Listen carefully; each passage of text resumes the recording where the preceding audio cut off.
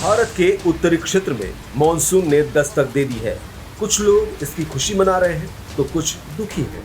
आप सोच रहे होंगे कि मॉनसून जिसका साल भर इंतजार होता है, आम लोगों से लेकर किसानों तक जिसका इंतजार करते हैं, उससे कोई क्यों दुखी होगा।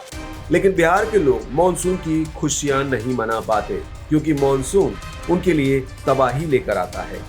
बिहार में बाढ़ एक ऐसी कहानी बन चुकी है जिसके हालात में साल दर साल कभी कोई सुधार नहीं हुआ।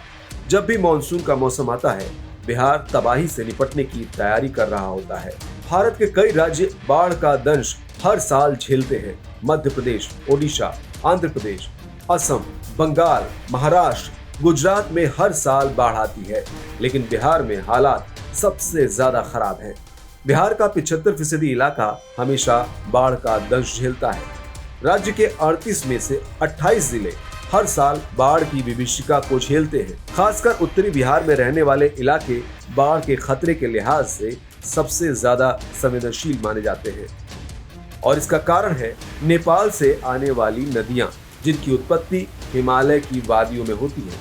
पहाड़ों पर से ढलान के कारण पानी हर साल तेज रफ्तार में बिहार की ओर आता है। तमाम कोशिशों के बाद भी इसे रोका नहीं जा सकता। उत्तर बिहार के इलाकों में नेपाल से आने वाली प्रमुख नदियां कोसी, महानंदा, गंडक, बूढ़ी गंडक, बागमती बाढ़ का कारण बनती हैं, तो दक्षिण बिहार के इलाकों में सोन, पुनपुन और फाल्गु जैसी नदियां दरभंगा, सीतामढ़ी, मधुबनी, सहरसा, सारण, गोपालगंज और आसपास के जिले बिहार में बाढ़ से सबसे ज्यादा प्रभावित जिलों में से हैं। ऐसा नहीं है कि बाढ़ को लेकर सरकार कुछ नहीं करती।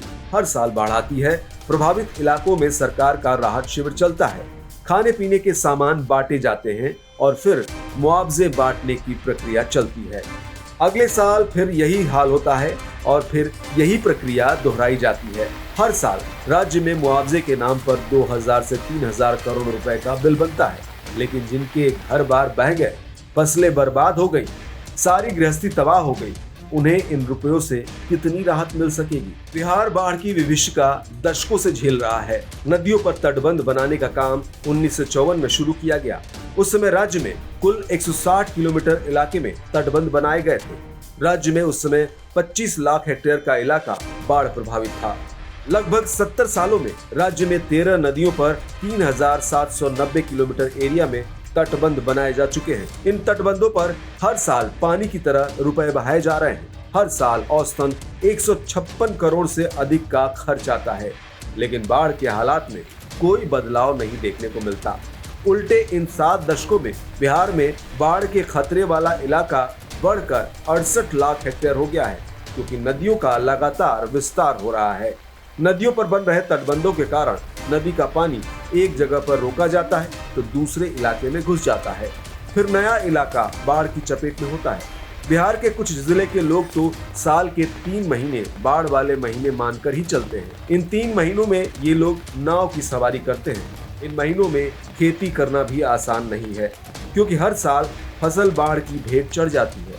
हर साल सब कुछ गंवाने वाले लोगों को बाढ़ की समस्या के स्थायी समाधान का इंतजार दशकों से है।